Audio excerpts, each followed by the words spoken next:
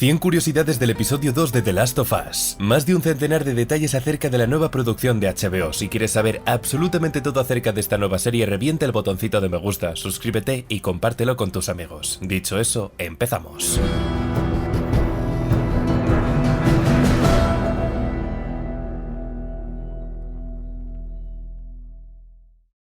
El inicio de este segundo capítulo presenta un prólogo muy similar al primero que vimos anteriormente. Sin embargo, lo que les diferencia desde un primer momento es que se da en un espacio exterior y no como tal, en un interior. El despliegue visual es mucho más acertado ya que contrastará a nivel narrativo con las siguientes escenas que veremos en este episodio. Los exuberantes edificios están completos, su arquitectura es pulcra. Años después será todo lo contrario. El tráfico compuesto por decenas de vehículos no tendrá nada que ver con el próximo tiempo presente de esta ficción. Con el siguiente cambio de escenario nos ubicamos en un espacio interior donde Druckmann se centra en destacar la ajetreada vida diaria que se tenía por 2003. Disposición de comida, placer, la capacidad de poder fumar sin tener que recurrir a intercambio de bienes o de favores como sí que haría Joel, o incluso la presencia de una moneda común que también contrastaría con la economía del mundo postapocalíptico. Uno de los elementos de atrezzo que más utiliza Druckmann tanto en guión como en dirección es el de los cigarrillos. Algo que en apariencia os va a parecer una auténtica tontería, pero más allá de que sea una curiosidad, lo interesante de su uso es que tiene cierto simbolismo cinematográfico. Aunque actualmente condenemos la representación de esta droga en cualquier medio audiovisual y no se busque ni mucho menos su fomento, otorga cierta independencia y poder autónomo a quien lo usa en pantalla. Es por ello por lo que en el pasado vemos a gente que está fumando y en el futuro no lo veremos. Desde esta primera escena se empieza a probar la dirección de Neil Druckmann, y es que un recurso narrativo que va a utilizar varias veces será dar tiempo a tomas sostenidas que no se intercalan velozmente en el montaje. Evidentemente se adaptará a las necesidades que plantea cada secuencia, pero en el prólogo es interesantísimo cómo genera tensión a través del guión y de su dirección. Los sucesos de este prólogo ocurren 2 días antes que lo que vimos en el primer episodio. En los videojuegos se detalla de manera muy sutil que el comienzo de la infección se dio en América del Sur, pero aquí se cambia por Indonesia. De hecho, tiene más sentido porque es en Asia donde hay mayores hongos y donde se realiza su mayor producción. En ambos prólogos tenemos a especialistas en sus campos de estudio. Se mantiene la tensión en cada uno de ellos, pero también lo que les diferencia es que en el primer capítulo se jugaba con la potencialidad científica y aquí, aun manteniendo las mismas tesituras y bases científicas, se va un pasito más allá de este análisis. Ya no hablamos de una posible tesitura, sino de una realidad muy cruda. La profesora de micología procede a analizar el cuerpo de una mujer infectada por el Cordyceps y lo interesante de este suceso, más allá del constante agobio que se traslada al espectador, es que en The Last of Us no era común ver un contenido explícito de desnudez. Esto ya se mostraría un pelín más en su segunda parte. Estos sucesos se dan a las 2 de la tarde y quedaos muy bien con este detalle porque la puesta en escena del siguiente escenario va a contrastar aún más con lo que hemos visto aquí, ya que pasarán varias horas entre estos sucesos y los próximos. Aunque no lo parezca que se nos presente una ubicación distinta a lugares de Estados Unidos, es un elemento bastante disruptor dentro del microcosmos que representa The Last of Us, con lo cual ahora mismo nos podemos preguntar, si se nos presenta Yakarta, ¿hay alguna razón especial detrás para generar este cambio? Queríamos mostrar también que era global, que esto no era algo que solo estaba sucediendo en Estados Unidos, esto era el mundo. Es una gran desviación de cómo hicimos el videojuego. En el videojuego era como una americanada carta de amor y así se hizo una elección consciente de que nunca se iba a salir de la perspectiva de Estados Unidos. Pasamos de un punto de vista homogéneo a un punto de vista diverso. Y lo curioso de este cambio de mentalidad es que creedme que se intentó llevar a su máximo esplendor, pero por razones de presupuesto, lo que supone una producción de estas magnitudes, no se pudo llegar a hacer. Originalmente teníamos esta idea para el montaje, donde veíamos distintos lugares del mundo y lo que les había sucedido, pero simplemente no teníamos el dinero para realizarlo. Pensamos que sería muy interesante ver dónde empieza todo y como lo solemos hacer, enseguida nos hicimos la pregunta, ¿a través de qué persona podemos transmitirlo? Y para ir un pasito más allá, ¿qué relación podemos crear para que se retrate a través de esta persona? Cuando la doctora analiza el cadáver veremos que el Cordyceps ya se ha extendido por todo su cuerpo desde sus pies hasta su cabeza. Esto genera una buena continuidad narrativa, ya que los carteles de Fedra nos explicaban que si te muerden en estos lugares tu tiempo de infección ronda casi las 24 horas. Y en el caso del cadáver el tiempo es más o menos similar, con 30 horas según detalla el militar. La doctora termina saliendo de la sala de operaciones rápidamente al ver que el propio hongo sigue vivo dentro de su huésped. La acción de los pequeños brotes saliendo de la boca será un recurso que de manera poética se repetirá al final del capítulo de manera completamente intencionada. La música extradiegética que acompaña esta escena tiene acordes muy similares a la canción de Cordyceps de The The Last of Us Parte 2. Además, como curiosidad de esta pista musical, es que no es Gustavo Santaolalla su compositor principal, sino que es Mac Quayle, que se incorporó en esta secuela. Cambiamos de escenario, ahora estamos en una sala de estar. El plano entero deja espacio para que la doctora pueda ser visible al igual que el militar. Él nos da la espalda porque no es el interlocutor más importante de este diálogo. Y para empezar, se detalla que la infección comenzó a darse en una fábrica de harina, por lo que la teoría que se planteó en redes sociales de que la anciana Adler fue infectada por tomar harina cobra una total credibilidad.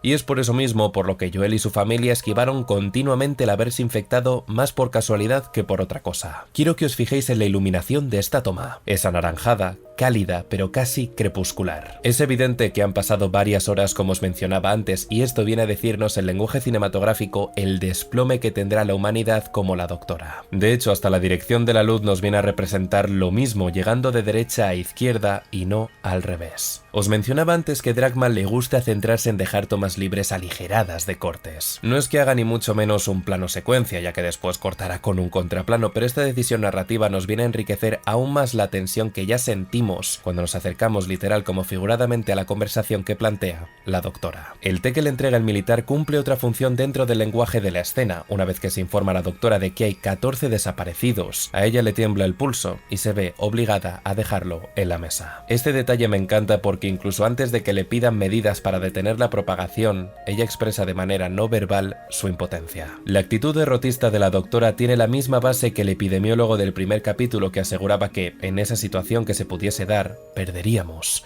Solo que ella lo lleva a un nivel superior al enfrentarse a la realidad y plantea una solución tan drástica basada en bombardear la ciudad con el objetivo de impedir esta propagación. Este procedimiento se nos mostraría después. Esta toma, no os voy a mentir, me conmociona hasta más que lo visto en la sala de televisión. Que todo el encuadre vaya acercándose hasta un primer plano añade un efecto dramático sobrecogedor, porque transmite todas las emociones de su personaje y, curiosamente, hace un gran paralelismo con el plano final del prólogo del primer capítulo. Era importante para mí hacer que el público entendiera que no hay nada que puedas hacer en ese momento que pueda mejorar la situación. Y hablando del piloto, tengo que deciros que ha tenido un éxito arrollador y eso mismo ha hecho que las ventas del remake hayan aumentado más de un 238% en Reino Unido y un 322% con la remasterización de PlayStation 4. El estreno de la serie fue impresionante, estando solo por detrás de House of Dragon como el mayor éxito de HBO, siendo una nueva IP en televisión. Esto es un logro muy importante. Este segundo capítulo está dirigido por Neil Druckmann, siendo su primera vez como director en televisión. Sin embargo, este creativo es el responsable de su guión y de su creación original, además de que ha estado a cargo de la dirección creativa de otros importantísimos videojuegos. Pero, ¿qué ha significado este nuevo reto para Druckmann? Atención a sus declaraciones. Es uno de los mejores momentos de mi vida, a veces le digo a la gente, es como si hubieran hecho Disneyland solo para mí. Uno de los mayores cumplidos que puede recibir un artista es inspirar a otros, y aquí tengo la oportunidad de trabajar con cientos de personas que están en la cúspide de sus carreras. Estas son las mejores personas con las que podría trabajar en televisión,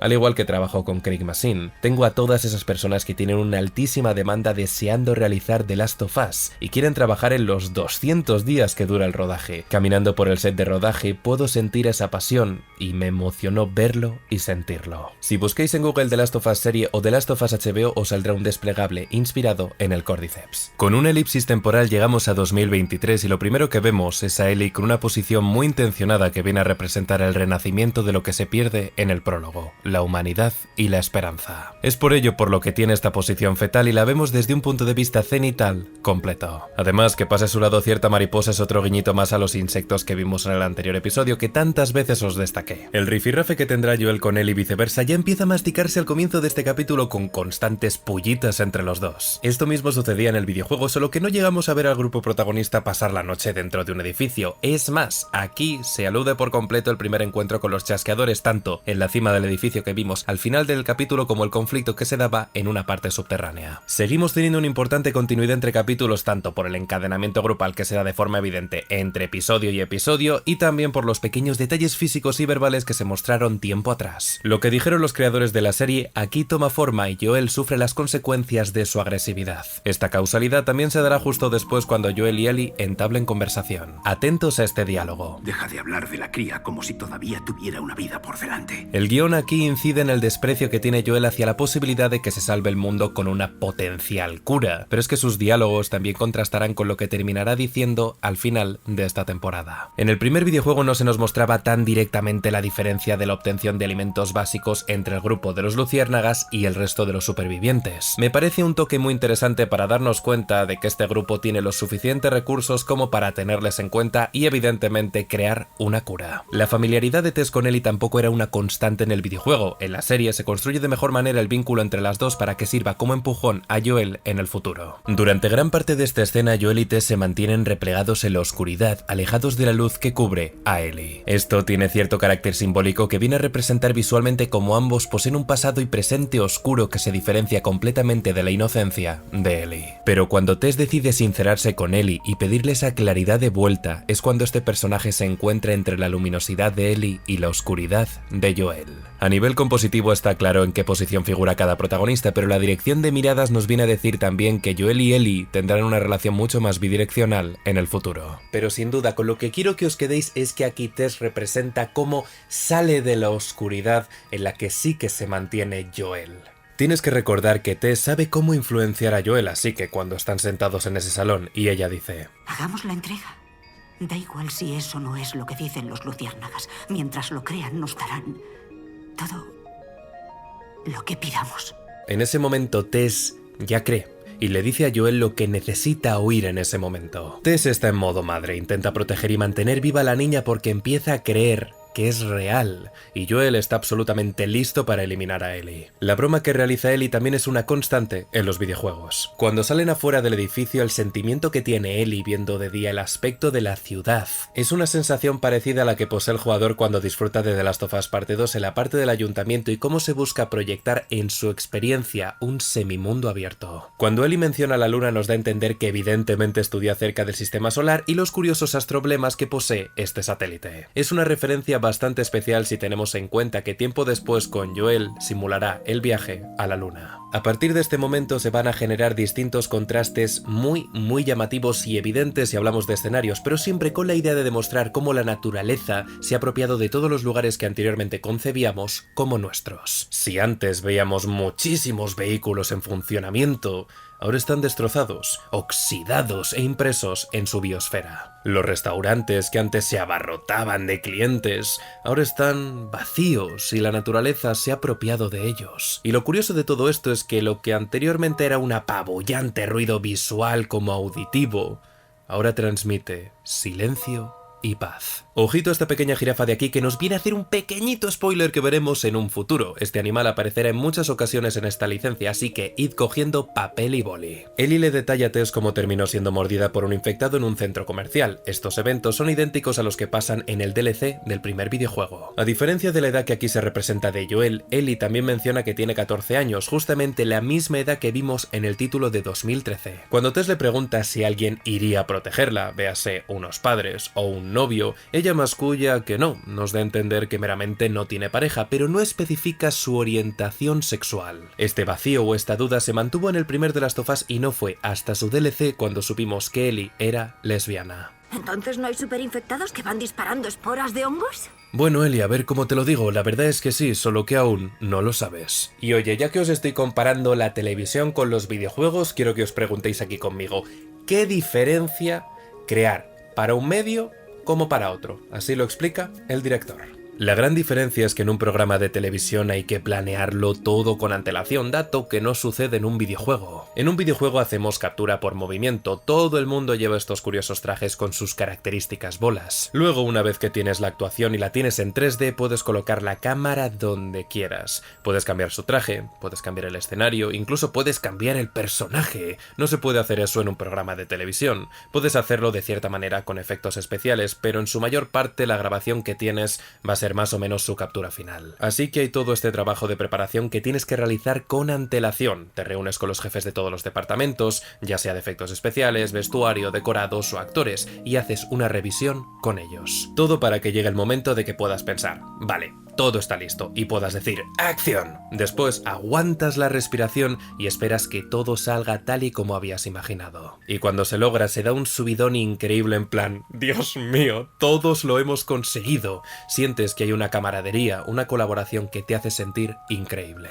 En la llegada al hotel, Ellie menciona que no sabe nadar, una característica que también sucedía en los videojuegos, y con la que debíamos transportarla usando distintos tablones y evitando que así tuviese contacto con el agua. Por suerte, aquí el agua no cubre lo suficiente y puede moverse sin que Joel tenga que ayudarla. Otro de los detalles que me parecen más curiosos de este nuevo escenario es que son los protagonistas los intrusos que invaden el espacio de estos animales salvajes. Es por ello por lo que estos patos, como esta ranita, terminan huyendo. Pero os voy a contar una anécdota de esta ranita, y es que originalmente no iba a ser la protagonista de esta toma, sino que iba a ser un pájaro, pero al final, como no hizo su trabajo, terminaron dejando a la ranita. La broma que hace Ellie simulando que está en recepción es un guiño clavado a un diálogo secundario que podemos tener en el primer videojuego. Fijaos bien. Oh, I'll be checking in for one night, and I would like your finest suite, please. What the hell are you doing? Why, yes, you can take my luggage upstairs. You are a weird kid. Quiero la mejor suite que tengan, por favor. Bien, señora, ¿quiere que le lleve el equipaje? Sí, por favor. Ahora mismo, ¡Qué señora. niña más rara! El gesto que tiene Joel tras ayudar a Ellie refleja que no desea tener ningún tipo de contacto con esta adolescente porque le recuerda indirectamente a su hija. Minutos atrás vimos su reacción al saber que Ellie tenía 14 años, y aquí de nuevo se incide en sus reacciones. Cabe destacar que es la primera vez que él tiene un contacto físico amable con ella. Destacaros que el escenario del hotel inundado es un espacio que también aparece en el videojuego, pero no de manera tan temprana como aquí sí que sucede. Hay un detalle que pasará algo desapercibido porque, bueno, aparentemente no aporta nada, es un detalle minúsculo. Cuando suben los pisos supuestamente deberían tener los pantalones empapados, pero aquí solo Ellie los tiene ligeramente mojados y el resto los tiene secos. Así que ale, precisión de raccord a medias. La acción que hace Joel de subir a Tess la hace constantemente en el videojuego para que sus compañeras superen distintas plataformas. Esta mecánica se repetirá en otros videojuegos. Joel y Ellie terminan conversando el uno con el otro, no hay una iluminación completa en el primer plano con el que vemos a ambos de manera conjunta. Es más, hay una gran cantidad de sombras que les provoca importantes claroscuros, pero se encuentran separados el uno del otro como símbolo inequívoco de su distancia emocional. Pero también en esta interacción los planos independientes de ambos se llegan a complementar perfectamente entre sí y las paredes que se encuentran a su alrededor muestran de manera subtextual que ambos tienen sus propias cicatrices. El encuadre de cada uno está medido al milímetro porque la parte derecha de Ellie se complementa con la izquierda de Joel. La gran presencia verdosa de la pared desgarrada de Ellie es también complementaria con el muro castaño de Joel. Ellie desea profundizar en el pasado de Joel, pero este es evitativo y meramente le describe de dónde proviene. Con el transcurso de esta historia veremos cómo este carácter tan reticente de Joel se irá transformando en algo completamente opuesto. Además, Ellie menciona si tiene algún tipo de relación con Tess, respondiendo Joel de manera desdeñosa. Ellie tiene una duda acerca de cuánto pueden llegar a vivir los infectados y Joel le responde de que hay un tipo que puede vivir desde un mes hasta 2 y que también hay algunos que pueden llevar más de 20 años sobreviviendo.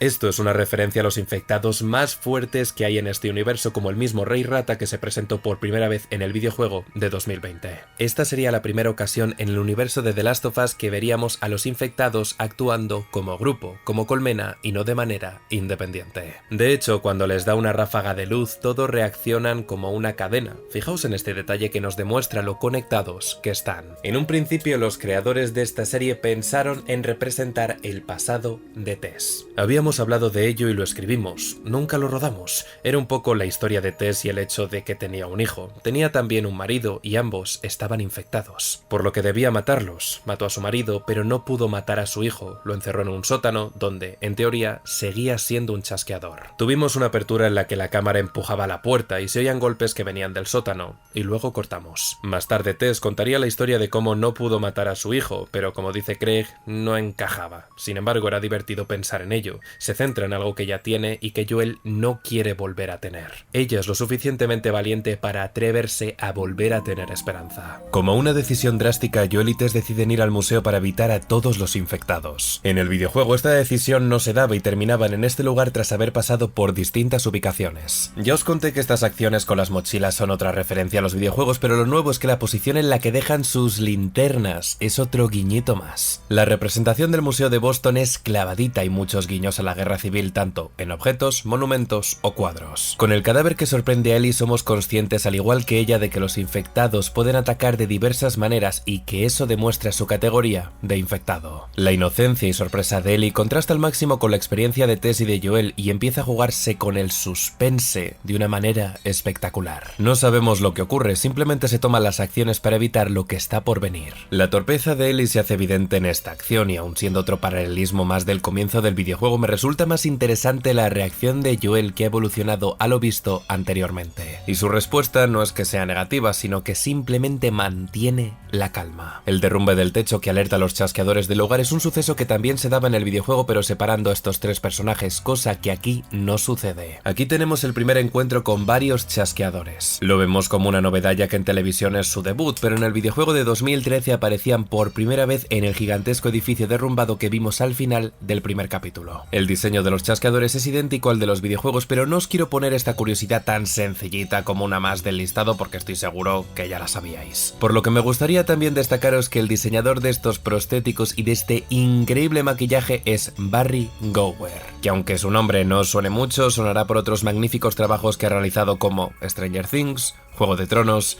The Witcher, Doctor Strange y un larguísimo etcétera, pero sí, el chasqueador y Vecna están conectados.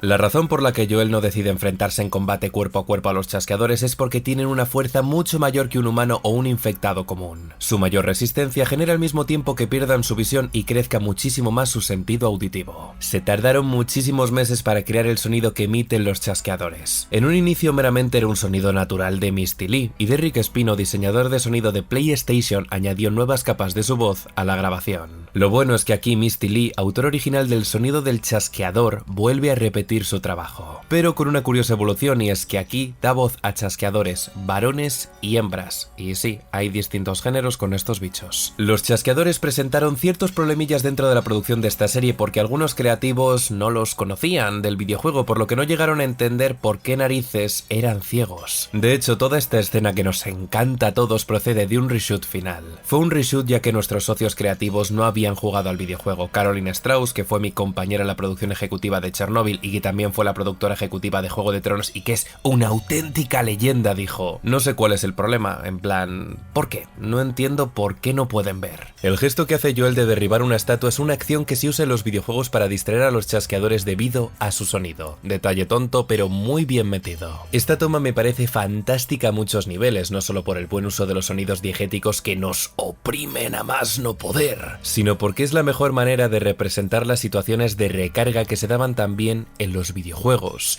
La tensión aquí tiene un papel mucho más importante y no se conjuga de manera tan directa con la acción como sí que sucede en los títulos de Naughty Dog. Aquí predomina el terror. Tanto la pisada en cristales que alerta al chasqueador como su enorme resistencia a distintos disparos es otro guiñito más al videojuego. Quiero que os quedéis con este momento. Sería la primera vez que Ellie dependería de manera radical y exclusiva de Joel. Y esto es completamente intencionado por parte de sus creadores. Ocurre algo interesante y es que por primera vez Ellie, que seguía a Tess fuera de la zona de cuarentena, que era protegida por ella, o que le hacía preguntas sobre lo que había pasado en el mundo y la que no le gustaba a Joel, de repente está pegada y depende de él. Es el principio de todo. A diferencia del videojuego, aquí muerden a Ellie, viene a representar como ella es completamente inmune al Cordyceps. Esta idea de su completa inmunidad se evidenciaba en el juego por cómo ella podía respirar sin problemas en zonas repletas de esporas, mientras que el resto debía usar máscaras para no infectarse. En el juego Joel ve a Ellie respirando esporas y estando bien, eso ya es prueba suficiente para él, pero para nosotros tenía sentido que en esa pelea con el chasqueador ella fuese mordida. No sabemos todavía que Tess también había sido mordida, pero sabemos que Ellie sí, y ella no está preocupada en absoluto. De esta manera llegamos a tratar la prueba de la inmunidad de Ellie, porque no estamos representando las esporas. Ahora Joel estará pensando, vale,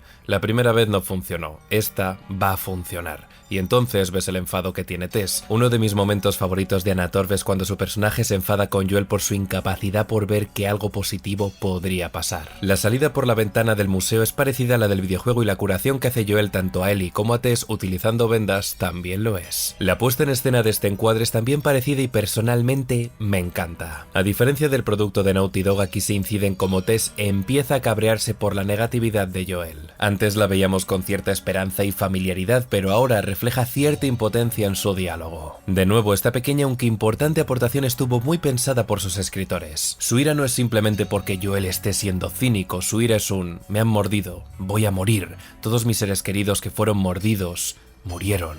¿Puedes por favor imaginar un mundo donde tal vez esto no tenga que pasarme a mí o a alguien más? Y eso es algo bastante notable. Podría deciros otro guiño más que se da en esta escena, pero prefiero que lo escuchéis porque aquí se nos hace una triple referencia a nivel visual, de guión y también musical. Atentos. Bueno, ¿es lo que te esperabas? ¿Es lo que te esperabas? No lo sé. Pero vaya. Menudas vistas. Aún no lo sé. Pero vaya, menudas vistas.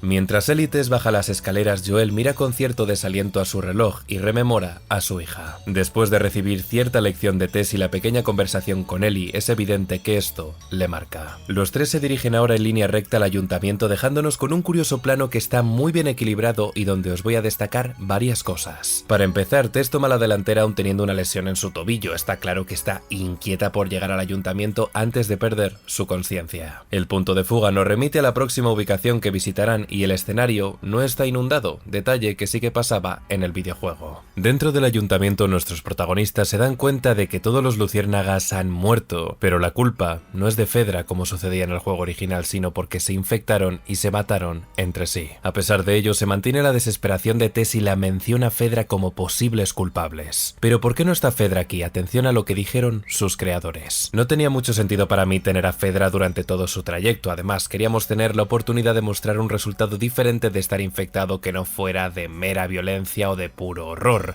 sino más bien como una comunidad enferma. Ya habíamos establecido que todos ellos estaban conectados, y al final del capítulo teníamos la oportunidad de demostrar lo conectados que estaban, pudiendo sentir que ella es uno de ellos. Ellie se percata de que Tess está infectada de la misma forma que el producto original. Mierda.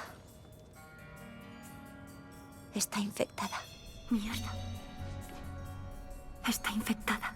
Los diálogos desde luego son muy parecidos. La suerte no siempre nos iba a sonreír. La suerte no siempre nos iba a sonreír. Fijaos también en la reacción de ambos. Enséñamelo. Enséñamelo. La actuación de Anna Torv como Tess nos da un gesto de cómo el Cordyceps se está apoderando de ella de manera aceleradísima. Cuando llegan al ayuntamiento y Tess revela que ha sido mordida, se acerca a Ellie y muestra su brazo, podemos ver la diferencia que hay. Es también una prueba para nosotros. Ellie no se va a infectar, ella es inmune, y Joel debe absorber la realidad en ese momento, no le queda otra opción. Para mí fue de lo más icónico en esta adaptación. El momento en que Tess es mordida es un secreto para el espectador y para Joel, así que tal vez estamos un poco confundidos por la gran reacción que tiene cuando Joel vuelve a mostrarse completamente cínico, y a él le sorprende que de repente ella le presione tantísimo. Estos son los elementos que existen también en el juego, pero de manera diferente. La base de todo era como para Tess había una última oportunidad de redención y ella es consciente de ello. El objetivo que le marca Tess a Joel de llevar a Ellie con Billy Frank es diferente al videojuego, ya que le pedía que le llevase con Tommy, que es su hermano. Esta escena es muy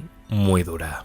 Yo nunca te he pedido nada, ni que sintieras lo mismo que yo. Cierra la puta boca porque no me queda tiempo. Por primera vez se destaca de manera verbal los sentimientos que tiene Tess por Joel y la incapacidad de sentir esa reciprocidad amorosa por parte de nuestro protagonista. Joel, aunque en el videojuego se nos muestre afectado por abandonar a Tess, en este capítulo lo está muchísimo más. Y aquí destaca la razón principal que os destaqué en el anterior capítulo, la razón por la que los directores y creativos no buscaban que los actores jugasen a los videojuegos, porque básicamente no querían que emulasen a los personajes que iban a interpretar. Querían que tuviesen reacciones naturales, que no fuese meramente un copia y pega. Ese estremecimiento no existe en el juego. Si él solo estaba tratando de copiar su actuación, lo mejor que podía hacer era una pobre imitación de su actuación. La manera en la que Tess incide en el pasado de ambos protagonistas es muy similar a lo visto en el videojuego, pero se ubica de manera diferente. En el título de 2013 se daba antes de mostrar su infección y en televisión se da después de contarlo. La respuesta de los infectados al saber el paradero del grupo es muy parecida a lo visto en otros productos como Guerra Mundial Z y de nuevo no estuvo presente en el juego original. Lo curioso es que la reacción de Tess respirando es semejante, pero cómo saca su mechero se diferencia de cómo se defendía de Fedra con su pistola. Todos los infectados invaden el ayuntamiento y Tess retrocede sin poder encender su mechero para que así explote el lugar. La mayoría ignora por completo a Tess ya que esta ya estaba infectada hasta que uno de ellos se percata de su presencia. Hasta este momento se juega con el desenfoque y la profundidad de campo de manera constante. Pero creedme que es muy intencionado, lo que importa es Tess y su alrededor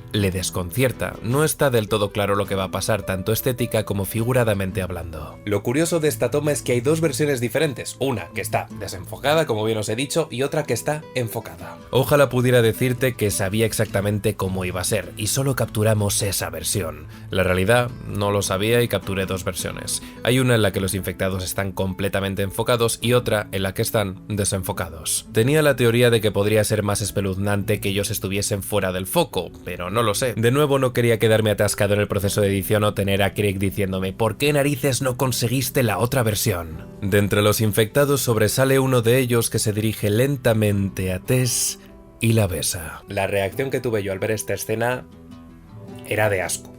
De mucho asco. Este suceso ni mucho menos se daba en el videojuego donde Tess moría sacrificándose contra Fedra por darnos tiempo. Pero aquí la composición visual es tan interesante que evidentemente nos vamos a tomar unos segunditos en analizarla bien. El encuadre está dividido en dos perfiles opuestos pero complementarios entre sí. Tess, aun estando infectada, sigue teniendo conciencia de sí misma y su humanidad se refleja en su rostro. A su derecha tenemos su parte contraria, un infectado que ha sido dominado completamente por el Cordyceps y cuya humanidad se ha perdido por completo, distorsionándose. Si por ejemplo se hubiese puesto el lateral derecho de este infectado, esta unión poética no sería tan subliminal. En cierta manera, Tess y el infectado son dos caras de una misma moneda en el mundo de The Last of Us. Pero ¿por qué se decidió resolver este capítulo de esta manera? Así lo explica Neil Druckmann. ¿Cómo nos metemos en este momento íntimo y lo tratamos como tal? ¿Qué tal si lo filmamos como dos personas besándose y pensamos en ello de esa manera? Porque ya hay mucho horror en lo que está pasando, ¿verdad? Es como si estos zarcillos salieran de esta boca infectada, están bajando por su garganta. Es horrible pensar en eso. Entonces, en vez de filmarla de una manera espeluznante, filmémosla de la manera más hermosa, a contraluz, en silueta, de perfil, y lentamente entramos como si fuera un beso íntimo de dos amantes. Haciéndolo de esa manera se hizo mucho más espeluznante. Tess parece rendirse ante la infección, su mano no para de temblar como reflejo de que está siendo completamente poseída. Pero a pesar de eso no se abandona a sí misma y su humanidad termina volviendo a renacer. Ella sabe que ha perdido el mechero, no enciende, lo prende más despacio y con menos frecuencia, puedes verla rendirse. Y luego, en el último momento lo que queda de humanidad dice, inténtalo una vez más. Y lo consigue, pero me encanta la forma en que lo hicimos porque subraya de nuevo el tema del amor y la forma en que funciona. Gran parte del ayuntamiento explota y vemos como decenas de infectados acaban siendo quemados, siendo esta la mejor forma de acabar con ellos. También por eso, en el primer capítulo se incineraba a distintos cuerpos. La reacción de Joel es devastadora, incrédula. Sigue en shock sabiendo que de un momento a otro ha perdido a su más fiel compañera y además se le ha sumado una responsabilidad que ella misma le ha otorgado como última voluntad.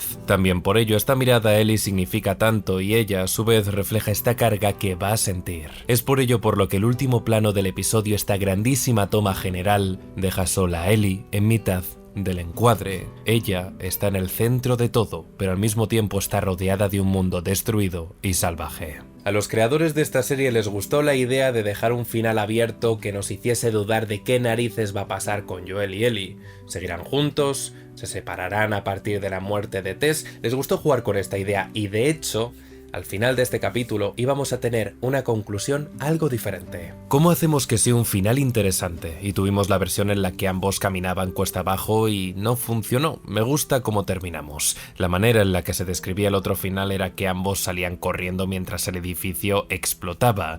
Joel se aseguraba que no le seguía ningún infectado, no miraba a Ellie y se iba. Pero la manera en la que Pedro la miró como si estuviera disgustado, se notaba que la culpaba. Podías verlo en sus ojos, la está culpando, está penado y se va. Y entonces estamos como, Ellie le sigue, no lo hace, ella se siente paralizada, congelada en donde está y no sabe qué hacer. La canción que empieza a resonar en este final no es otra que Allowed to Be Happy, composición que aparece en el videojuego de 2020. Y por aquí vamos a dejar el vídeo de hoy. Sí que me gustaría daros las gracias por el fantástico apoyo que habéis dado al comienzo del canal, que yo creo que es sin duda algo que os tengo que agradecer, y la próxima vez que me vengan ahí algunos chasqueadores, algunos infectados, voy a poner el casco del mandarinas para que no me traspasen ahí bacterias, Mucho asco. Con el Beskar eso no pasa jamás.